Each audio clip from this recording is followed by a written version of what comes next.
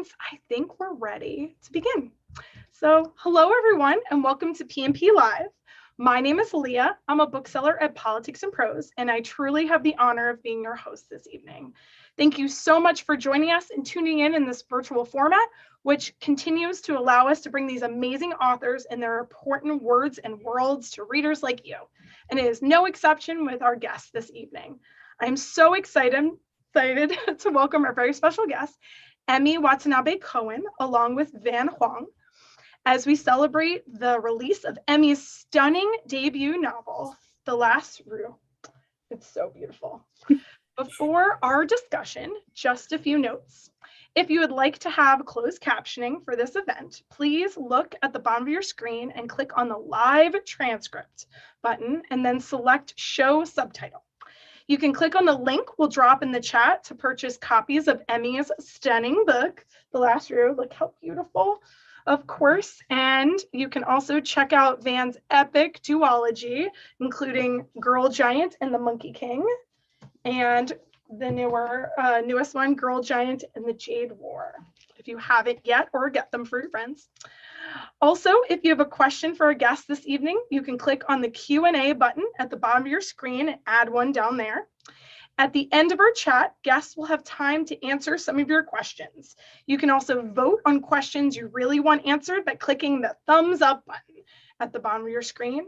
And as always, please remember that this is a creative safe space, and we ask that friends be respectful of one another in their questions and comments. Now, on to the event you're all waiting for.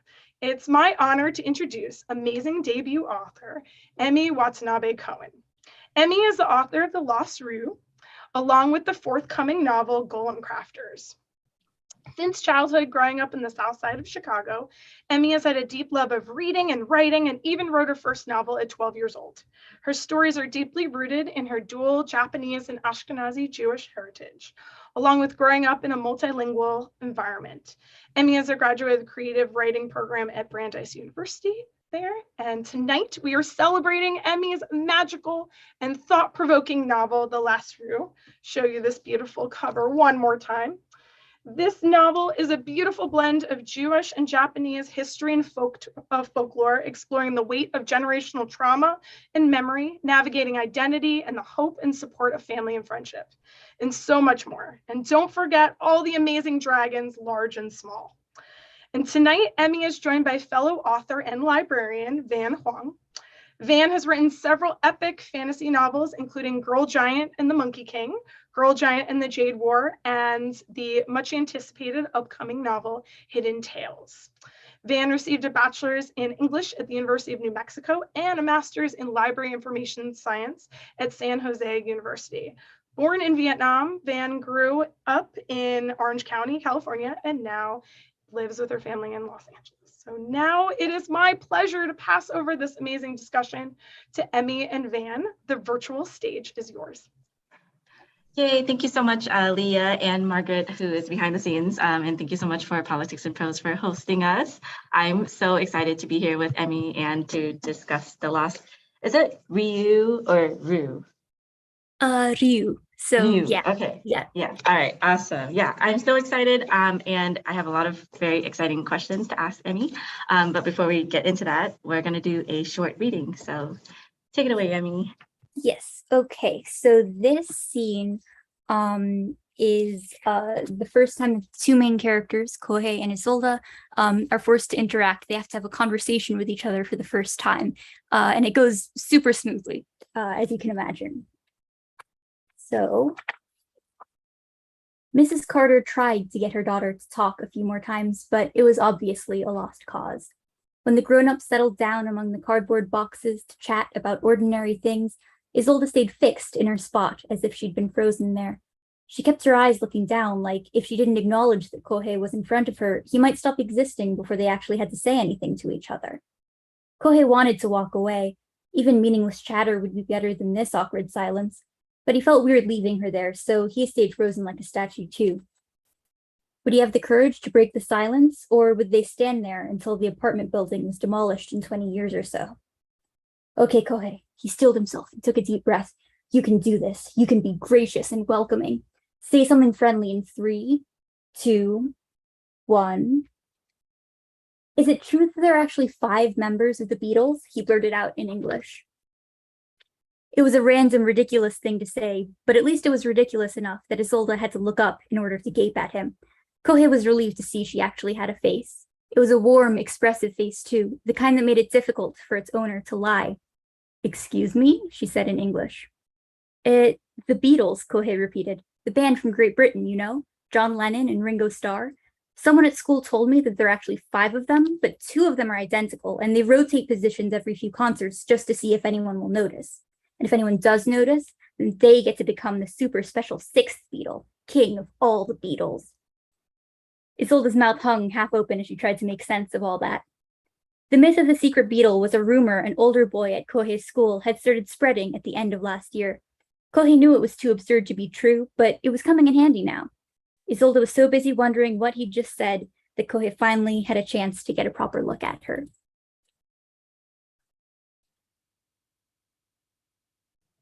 So yeah, I'm trying to get word around on that secret Beatle thing. Yay, that was so fun. I love a good, awkward, nervous character, especially one that like doesn't know what to say or how to start a conversation. I can relate so hard. I'm not like a huge Beatle fan. So that was interesting to learn, although it might be like a false rumor, right? Yeah. Yay. Okay. So I wanted to open up with what like your inspiration for writing the book. Like, did you have any intentions with the story when you started writing it, or do you usually just like write something fun and just let the story take over? Yeah, so this book in particular, it's my first attempt at writing middle grade. And the reason it's a middle grade novel is because I had the idea for it when I was a middle grade reader who loved fantasy and dragons. Basically, you know, I went through this really intense dragon phase, and I loved, like, even more than reading stories about dragons, I loved reading about the history of dragon stories. I found it so fascinating that, you know, all these different cultures, you know, seemingly leagues away from each other, all have their own version of dragons. It makes dragons seem very human in a way that I think a lot of mythological creatures don't necessarily have. But I, you know, as a little kid, I always wanted to know what would happen if the Eastern and Western dragons met each other. Why hadn't they interacted? Why weren't there any stories about them and their escapades? And so that idea stuck in my head for over a decade, and now it is a book. That's so cool. I never really put much thought into like the differences between Western and Eastern dragons until I recently like did a school visit, and I don't know how the question came up, but it's interesting that like in Western countries, like their dragons are considered as like these monstrous beasts, you know, whereas like in Eastern countries, it's more like they're like, I don't know, like divine creatures that represent, you know, like purity, and I don't know, it just says a lot about our culture. I always thought that was interesting. So I thought it was interesting how you like not pitted the dragons against each other, but like you like had them, you know, like collaborate or like become friends, you know. What was your first dragon book? Like, what was the dragon that made you obsessed with dragons? It was that big like dragonology book with like, oh, I love that series, how they frame dragons as like a thing to be researched, sort of like any other species. And I love the fact that they included like little bits of evidence. Yeah, so that was mine. I remember I got the dragonology book at a book fair at the end of, I think it was kindergarten. Wow. Or maybe the first grade, maybe. So yeah, clearly that's the one that stuck with me the most. Was it The Natural History of Dragons by Marie Brennan? Or is it really called Dragonology? No, it was really called Dragonology. And I think Oh. it's like one of those like package books where like there's also mythology, all of the ologies. Oh, okay. I had never heard of the series. That's crazy. But yeah, that's so cool. I'm gonna have to look it up. I think my first like dragon that launched like my obsession was, do you know that book Dealing with Dragons by Patricia C. Red? Yeah. Yeah, like that, the entire series, the like Enchanted Forest Chronicles, like made me like super obsessed with like fantasy and dragons and just like all like epic fantasy in general. And it's just such a great title too. Yeah. All right, so next question. I love historical novels and how even though they're about stuff that happened in the past, they still have a lot to say about like existing issues today. So why did you choose the time period for The Lost Ryū, and what other time period would you like to write in? Yeah, so The Lost Ryū is set in 1965, so 20 years after the end of World War II. And I've always been really, really fascinated by what happens after things, after war, after cataclysmic events. And I think that 20 years is a really interesting sort of duration of time to kind of explore, that because it's when you have this whole generation of young adults coming of age who have had to deal with the direct aftermath and the direct consequences of these events, but who don't remember them themselves. So one thing that I was trying to do in The Lost Ryū rhymes is to kind of explore that experience that I think every generation kind of has to do in their own way of, realizing that you're living in a shadow and not being able to see what's casting the shadow. And in particular, in The Lost Ryū, a lot of the tension comes from, the fact that a lot of the adults in the protagonist's lives just weren't ready or able to talk about what happened. And so it's them kind of trying to bridge that gap between where they are and how we all got there. Yeah. Oh, that's so smart and like so deep. Yeah, I really love that line about like living in a shadow and not being able to see what casts it.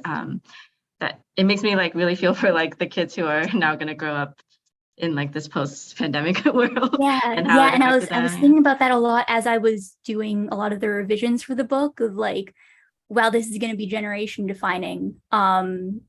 Because that's how we understand generations now, isn't it? Is what kids can or can't remember. Mhm.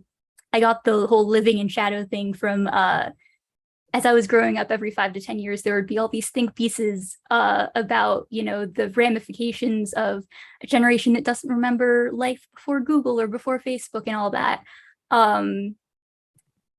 Yeah, so it's kind of both an isolating but also a universal experience, part of being human. We all come from parts of our society that we weren't there for. Yeah, that's so interesting and like fascinating to think about. Yeah. So what other time period would you like to write in?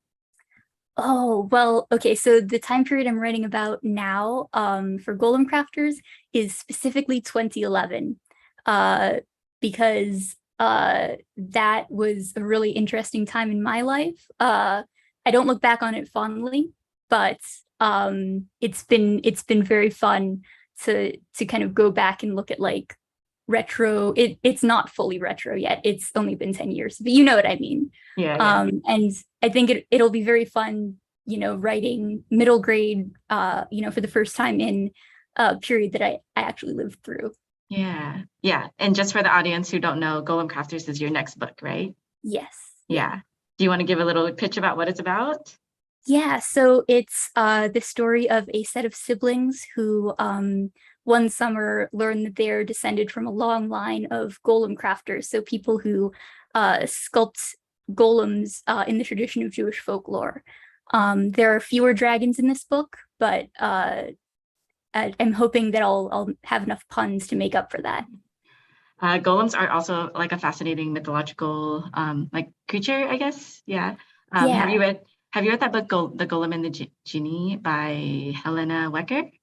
I have not. It's really good. Yeah, I mostly, my first impression of the Golem was that beautiful award-winning picture book that was way too scary for me at the time.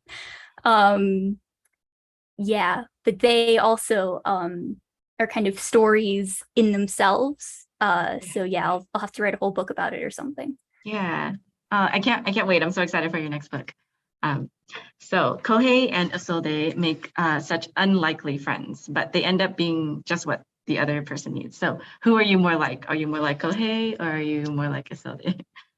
Kohei, Yeah. unequivocally, yeah. my technique for trying to avoid writing self-insert characters was to have one character look like me and one character think like me. So like Isolde has, my cultural background for the most part, but she's very outgoing and she talks through her problems. Whereas Kohei and I have what my mother and I will sometimes refer to as resting oji-san face, where it's just like and we kind of keep everything bottled up for the most part, so I try to be more like Isolde sometimes, to be more outgoing, to pick fights, but yeah, Kohei definitely. Yeah. Oh, okay. That's so fun. Yeah, I love that technique of like, writing one character who looks like you and one character who thinks like you. Like I think my technique for like not creating characters that are too much like me is like I just choose like one problem, like one traumatic problem that I have that I want to write through, and I have a lot of them to like exploit. So and then I'll just like build the character from there. That's so funny. Okay, so what other mythological creatures would you want to write about? And we talked about your next book, but like other than that. So aside from golems and dragons, so my favorite Japanese yokai, so like the sort of lesser mythical creatures who aren't gods but are still pretty weird, is this one named Tofu Kozo, and it's basically just a little guy. Like he looks almost exactly like a human child, but sometimes when it rains, he'll show up and he has a plate of tofu, and his entire thing is just having a plate of tofu and offering it to people sometimes. I cannot imagine a way that I could write a full novel about a mythical creature whose primary character trait is avoiding people unless they specifically are trying to give us tofu. But I just find him so relatable. Like I too enjoy rainstorms, food, and not talking to people. What is the motive behind the tofu giving? Is it like, is he? No idea. Is he like that's malicious? My favorite kind of mythical creatures, the kind that it's just kind of there, Yeah. Yeah. Yeah, that sounds hilarious. I think you could totally weave that into something fun. Like a side character. Yeah. But would he be a bad guy or a good guy? Oh, a good guy. It's just okay. a little guy with his tofu. Yeah. I can't imagine a guy with tofu being a bad guy, so good call. Yeah. Yeah. All right. So I feel like I have a personal connection with this book since I had a chance to beta read it like so many years ago. And it was interesting to see what had changed now that it's published. So can you talk a little bit about the process of revisions and what was the toughest part to write for you? Yeah, so the revision process was remarkably chill. I really love the kind of problem solving aspect of revising, a draft that isn't working, and figuring out why it isn't working is really fun. But I will say one interesting thing that wasn't tough per se, but kind of offers a really unique kind of cross-section view of the time of my life that I was in while writing is the very first draft, which I think only Mary, our agent, has read. I mean, I read it too, but I also wrote it. There was like a 20-to-1 ratio of Chinese Mandarin words versus Japanese words.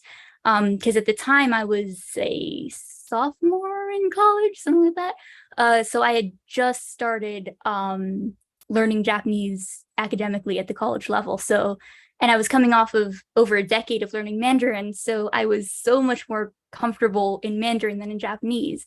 But with every like successive draft, the ratio shifted. And so at one point there was a draft with like an equilibrium, and then the current version has a lot more Japanese in it because I've gotten much more kind of comfortable using it on the record, as it were. Although there are still a few Chinese words in there. Did you grow up speaking Japanese?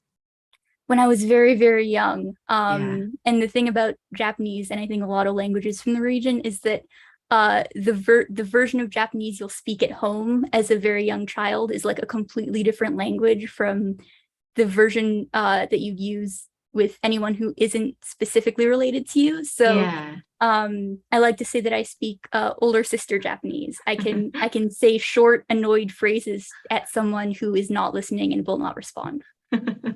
Yeah, that's how I feel about Vietnamese. Like I speak like baby Vietnamese. Like you'll understand me if you are a child, but not if you're an adult. Yeah, that's so cool. I am not good at languages at all. So good for you for learning Mandarin, one of the toughest languages ever. So, Oh yeah, and I've completely forgotten every single word since then. Yeah. Yeah, and then it's like tonal too, right? It's like a tonal language. So yeah. Do you have like a process when you get your revision letter? Like, is there like a thing that you have to go through? So like whenever I get one, I always I know that I have to go through like the 5 stages of grief, right? Which is like anger and like arguing and depression and all that stuff. Like, is there a process that you go through every time you receive something like that? Yeah, so first I always make sure I send my editor like an email saying, hey, I got this. I'm looking forward to looking through it, which takes the pressure off because then they know that I'm thinking about it. And then I read it right away so that I don't, I guess, imagine something that's infinitely worse than it ever could be physically. And then I read it. And then, yeah, it's not really like a grieving process per se. It's more of like an absorbing process. Yeah.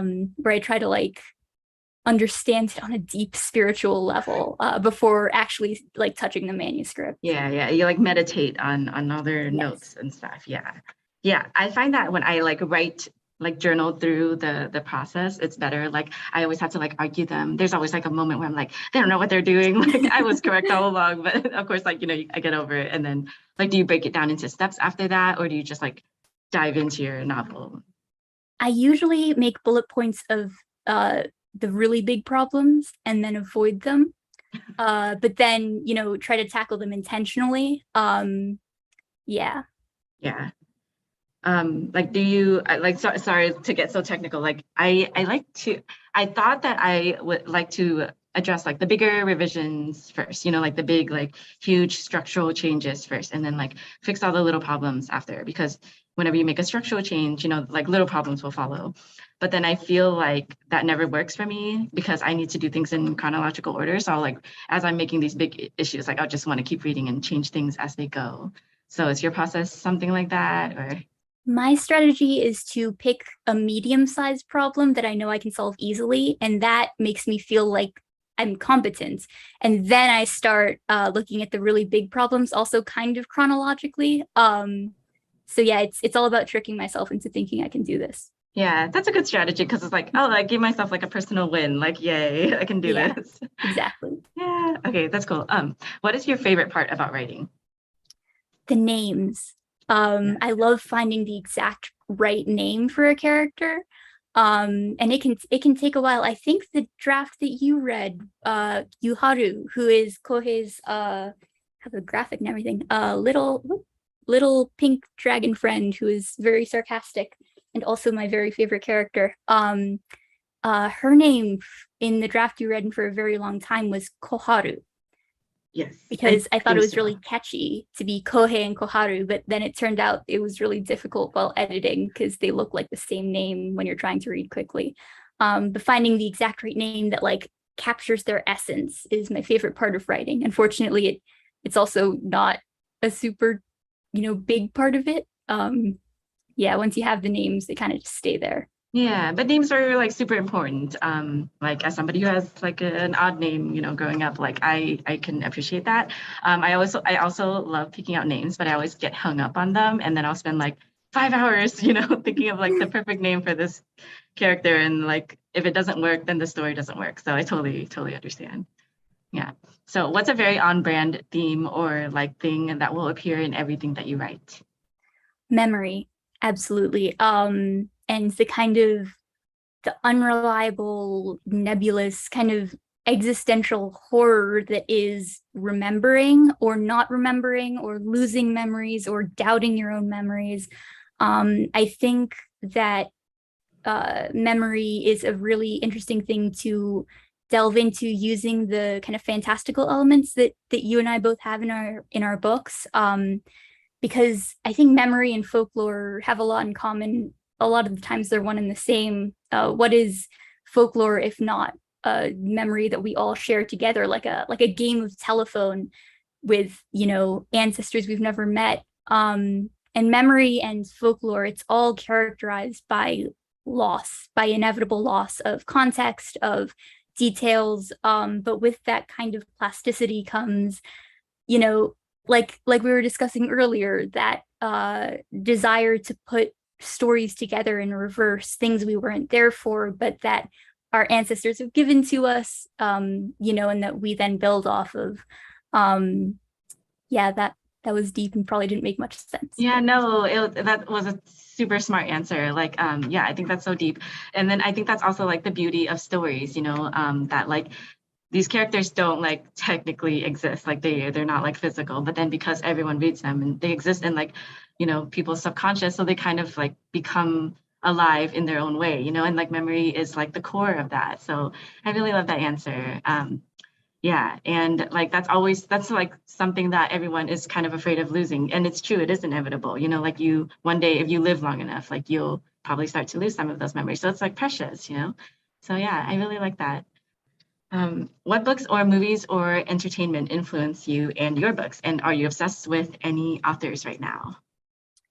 Okay, well, aside from you and Kylie, who is another brilliant author, who for those watching, kind of utilizes folklore to explore identity and history and such. I will say that I had to watch Spirited Away, the Miyazaki movie, in class during the time that I was drafting this particular book, and I'd never seen it before. I was never allowed to watch it because my parents knew that I would not recover from seeing the parents turned into pigs. And to be honest, I watched it when I was, 21, still haven't recovered. But that kind of this sort of mundane nature of the fantastical was something that I really tried to incorporate. Yeah, and I really love that big duck guy. The duck turnip dude. Yeah. Yeah, the turnip spirit. Yeah, I love Spirited Away. I like have seen it. I've watched it many, many times, like in my childhood and then as an adult. And then like now my kid is also obsessed with it. He's like almost 2.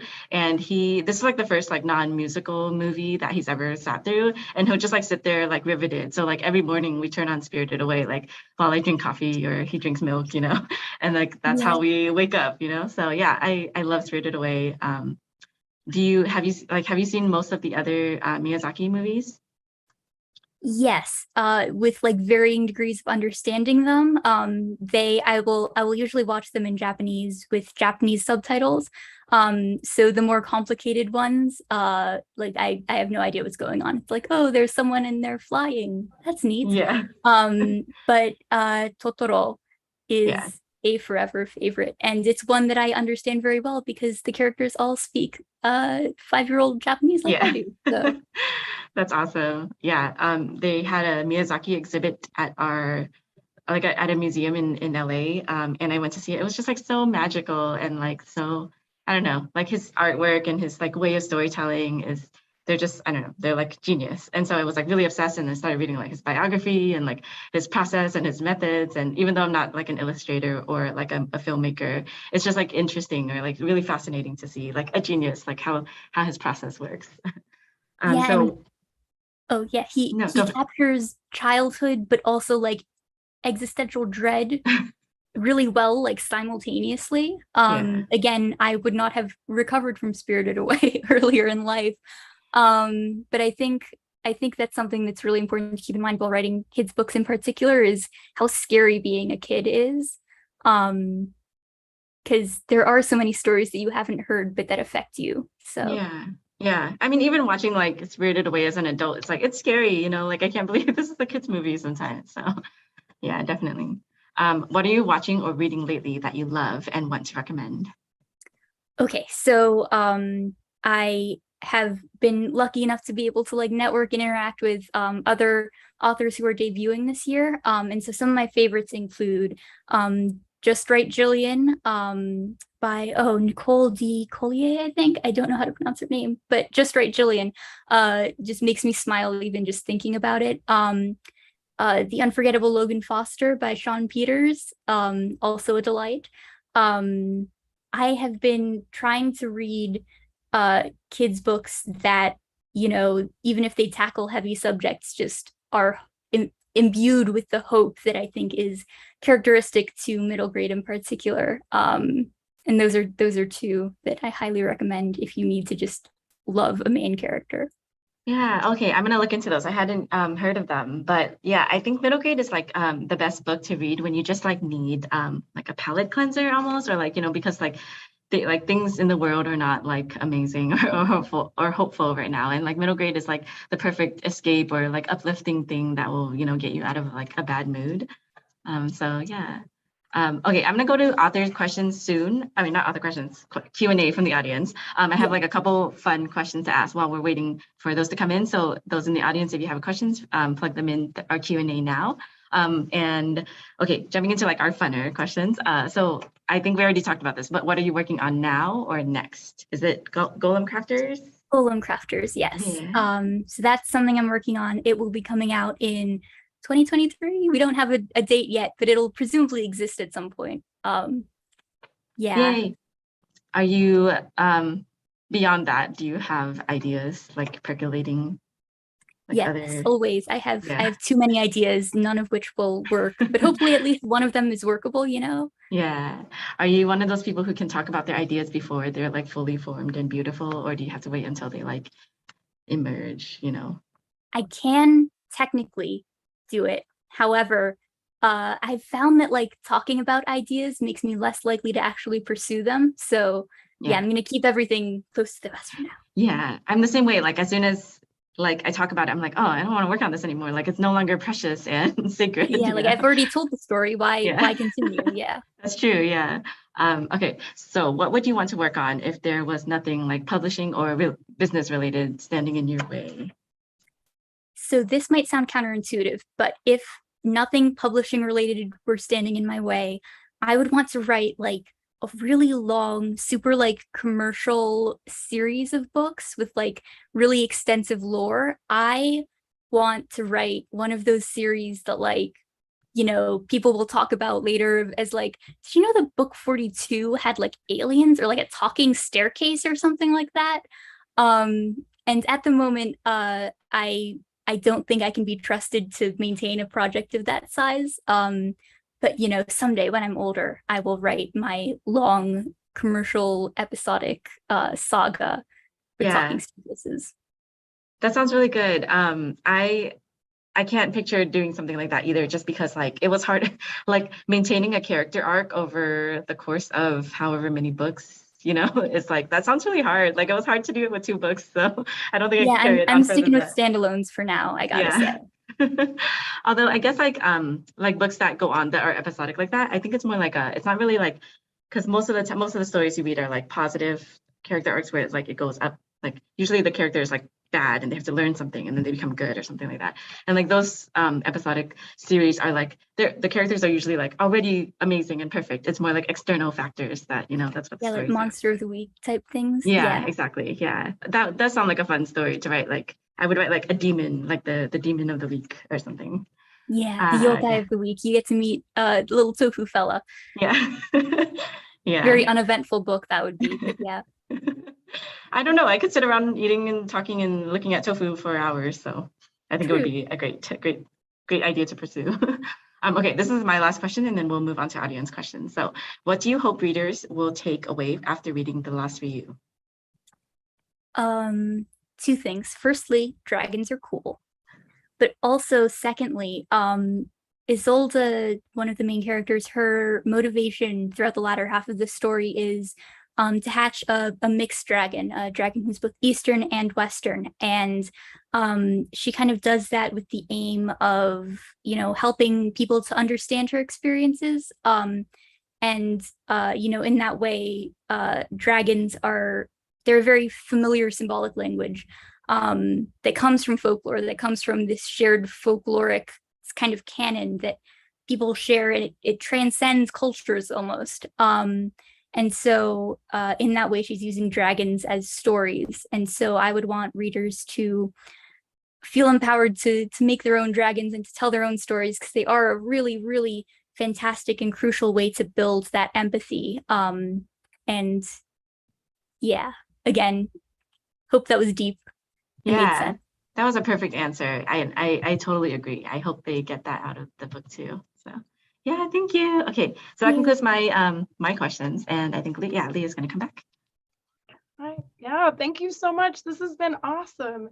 And also a fan of Spirit Away. I'm actually wearing my little dragon so cute. ring in honor of the book. So it's funny that you mentioned that. So many great influences too. But we have a couple great questions. There's still time, friends who are watching, to drop more of your questions in the Q&A. But are you guys ready to dig in?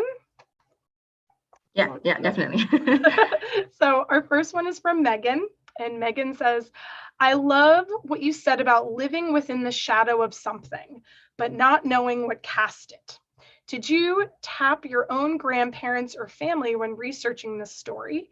And did they help you understand what cast the shadow? Yeah, that's a good question. So without giving too much away, the family history that Kohei uncovers is based on not my grandparents, but my great-grandparents' experiences, and their experiences that I don't know much about. It's one of those stories that part of the story is the fact that I'll never know the story. And so I tried to tap into that feeling of knowing there's something there, but also knowing that there will never be something there. Yeah. Oh, I love that. And Van, did you, while researching your books, was there anything that you kind of came upon that was new to you or kind of your background? Yeah, so like growing up, I was always like, my book is about the Monkey King and Vietnamese mythology. And growing up, I was always like really obsessed with the Monkey King, but then we watched mostly the show Journey to the West, which is like this very long, like 100-episode drama series. And so when I researched the book, it was interesting to discover that at the time that I was researching it, there wasn't a lot about the Monkey King. And so like then it got me thinking, like, there must be a lot of like Vietnamese mythology out there, because the Monkey King is predominantly like shows up in like Chinese cultures, like a lot of East Asia in general, but like mostly Chinese. But like as a Vietnamese person, I like just knew a lot about him. And so then I just became obsessed with like researching Vietnamese mythology. And I I don't like asking my family about like that kind of stuff, because then it gets into this whole like, well, like if you had learned Vietnamese growing up, or like if you had been more into your culture, then it becomes like this whole lecture. But I had to like get over that and like ask them about it. And so like there's like a wealth of information and like Vietnamese cultural like knowledge out there that I wish that more people knew about, or like even someone like me, like I wish I had been more into it as a kid. Our next question is for both of you. So this one is from Daisy, and Daisy asks, what is it about writing for middle grade that both attracted you to it? That's a really good question. Do you want to go first, Ben, or shall I? No, you can go first. Yeah, I want to hear yours Okay, first. so yeah, middle grade books were really the ones that I lived in as a child. Like, I actually didn't read that much YA when I was in the target demographic, but middle grade books were the ones that I read so often that they physically fell apart. And I think that reading is a really, really crucial part of, figuring out where you are in the world. So I think middle grade is, it's at that intersection of like awareness that there are things you need to learn, but also, enough naivety to know when to be hopeful and how to be hopeful. Oh yeah, I really love that answer. Like for me, I think it's because like middle grade is where I have the most trauma, and like writing is a way for me to get over it or like to deal with that. But I really like that this saying that is like middle grade, or like that age is when they stop learning to read and they start reading to learn. And I think that's like a very pivotal age where, they just start learning more about themselves and the world, but like they're still able to be silly and they still have this sense of like wonder and whimsy. And I just love that mix. Oh, I love that. And I think both of your novels really balance that really well, that your characters really understand, I feel like, and sometimes what we do with kids, that they understand a lot more than we think. And there's this balance of fun, but also knowing what's really going on and being able to reflect on it. So thank you. Yeah, thank you. Our next question is from Megan, and Megan asks, was there anything that surprised you as a debut author in your publishing journey? So that's Emi. Yes. So I did not know that typesetting was a thing that like but it's so interesting, and it's like a super like specialized like craft. So yeah, I've been learning a lot about like fonts and the origins of fonts. I don't know if that's a particularly interesting or specific to this book answer, but I love that typesetting is a thing. I love that. It's like all the little intricacies of writing a book you never realized. What about you, Van? Was there anything when in your debut or your journey that you learned? Yeah, I learned a lot of things. Like everything was surprising to me. But like the biggest thing is that like as soon as you're published, you're suddenly expected to become like a public speaker. Like you're supposed to do all these like events and stuff. And it's like part of the reason I became an author was because I did it. You know, like I'm not like a good like a good speaker, I guess. So yeah, that was like, oh, like I guess now we're all expected to be like speech givers and like, you know, panelists and stuff, which is like, it's been really fun. It's like been a challenging journey. But yeah, like that was big. Well, you're both amazing, and we appreciate you putting yourself out, both of you, for doing this too, as you do with your words too. And our next one is from Daisy, and Daisy asks, what kind of researching did you do for the Lost Ryū, Emi? Was there any additional research in addition to your family that you dove into mythology or historical ones? Yeah, so I kind of had a two-pronged approach. So I tried to look into, daily life in Japan, specifically like the 60s were a weird middle time. They hadn't hit that economic boom yet, but it also wasn't directly post-war. So I fell down several rabbit holes about postmodern architecture, which was tons of fun and also odd because it's postmodernism. But then there's footage of like inside people's homes in the 60s. And actually, I forgot to mention the work of a filmmaker whose name I can't remember, but he's very famous. I don't think he needs my support specifically. But he made a film about, I guess, sort of daily life in kind of the equivalent of suburban Japan, called Ohio, which would be good morning in English. I don't know if it's been dubbed or translated, but it's basically about like the circular like daily pleasantries, how people have entire conversations without saying anything. So that was a really fun thing to look at. But then also in terms of researching folklore, I read a lot into how folklore can be weaponized, less literally than in the book, spoiler alert, but how mythology is often used to legitimize violent regimes and stuff. Spent a lot of time on JSTOR. It's a lot of fun. A lot of articles there. Well, there's still time to ask if any last minute questions, but I was wondering if I can ask a few as well. So one I always like to ask, because I feel like writing is always a journey, is there anything for both of you while writing that you learned about yourself or something new from the beginning and from when you've finished and had to let it out in the world?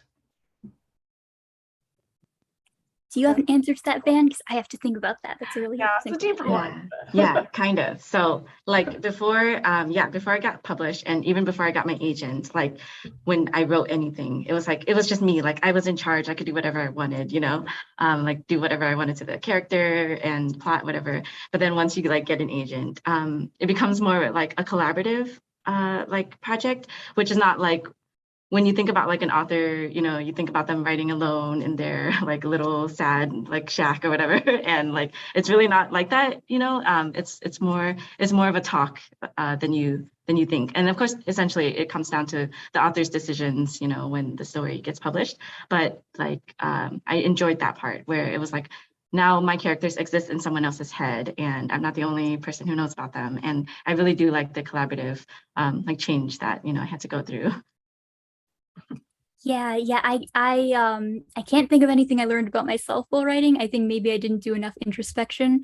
But one thing that I think publishing kind of like halfway mid-pandemic really kind of highlighted for me was the kind of fact that it takes a village to publish a book. And those kinds of connections, especially in terms of like creative collaboration, I almost said commiseration, that too. It was really welcoming, and it was really exciting and refreshing to realize that like this isn't just my project, this isn't just my book. There are so many amazingly talented craftspeople and typesetters who also are a part of the project, which is really, really lovely to kind of fully realize. Yeah, the amount of people at the publishing company who like have read and become emotionally invested in the book and helped to make it like come out in the world is like it's staggering. Like there's so many, like I wish everyone's name could be on the cover or something. Like I feel really bad like taking all the credit when it's like no, so many people helped make this happen.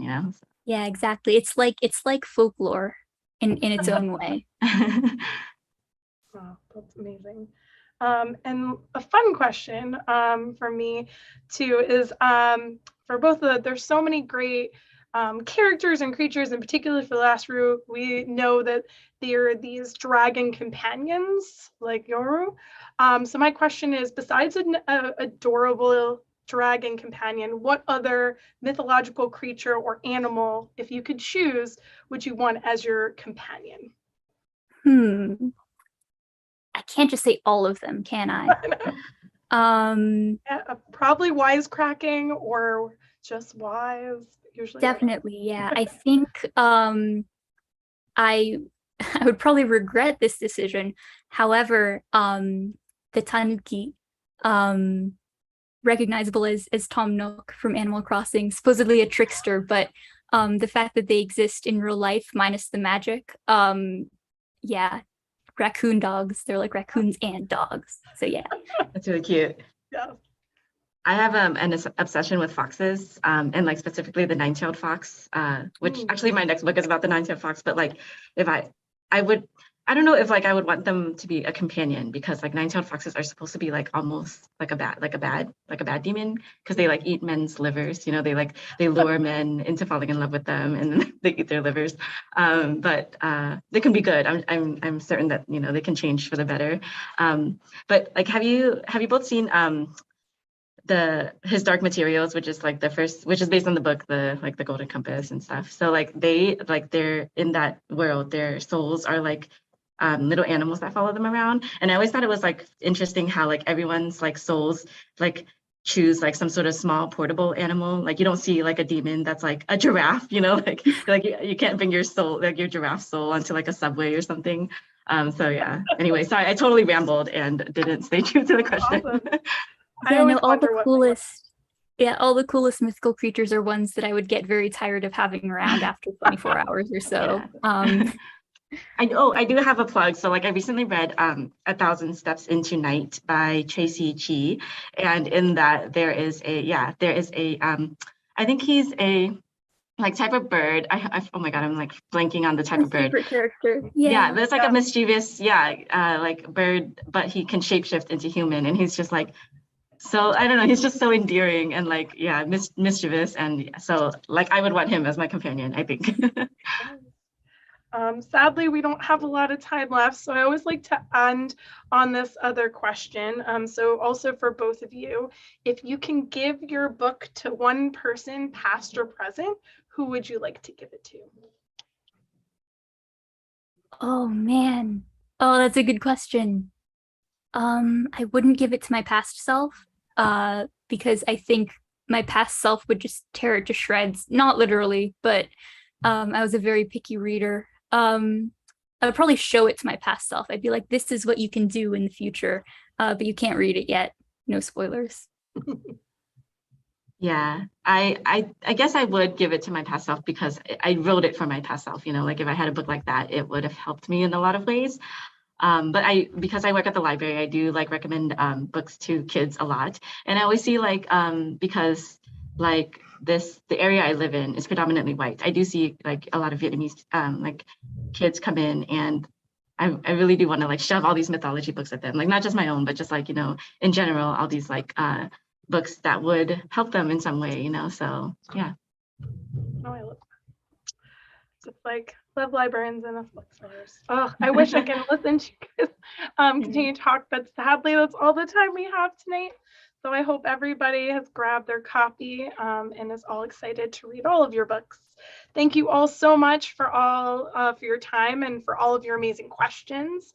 Thank you so much, of course, for joining us this evening. And a big thanks to Emi and Van for joining us and sharing your beautiful words and worlds.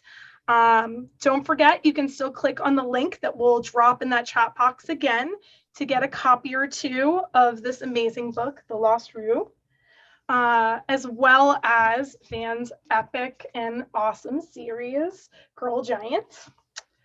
And of course, as an independent bookstore, we really appreciate your support in supporting these amazing authors. You can find out about more events by checking out our website for updated listings. You can also follow our children and teen department on social media to find out about those upcoming events as well. Our handle will be posted in the chat, but we're at Kids in Prose. You can also check out past events just like this one. You can watch it again on our Politics in Prose YouTube page. And of course, thanks again, everyone, for joining us. I hope you keep reading widely, expanding your world, and discovering new ones. Stay